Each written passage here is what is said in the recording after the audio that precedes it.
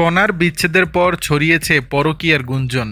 ৬ বছর সংসারের পর হঠাৎই সংসার ভাঙার খবর শোনালেন সঙ্গীতশিল্পী দিলশাদ নাহার কণা। স্বামী গোলাম মোহাম্মদ ইফতেখার গহিনের সঙ্গে গত ১৬ই জুন বিবাহ বিচ্ছেদের পথে হেঁটেছেন তিনি।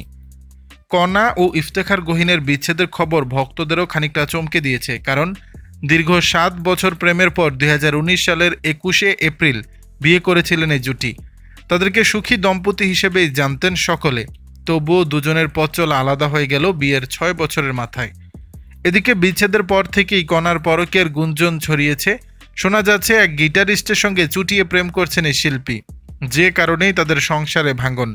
যদিও এই বিষয়ে কণা বা সেই শিল্পীর কোনো মন্তব্য পাওয়া যায়নি, তবে গানের ভুবনে তাদের প্রেম ওপেন সিক্রেট বলেই মন্তব্য করেছেন অনেকে। বিষয়টি সঙ্গীতাঙ্গনের প্রায় সবাই জানেন।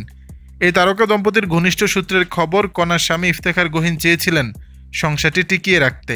এমনকি কণা বিচ্ছেদের ঘোষণা দেওয়ার পরেও এক ফেসবুক স্ট্যাটাসে গহিন জানান তারা এখনও আলাদা হননি, যদিও কিছুক্ষণ পরেই সেই স্ট্যাটাসটি ফেসবুক থেকে সরিয়ে ফেলেন তিনি।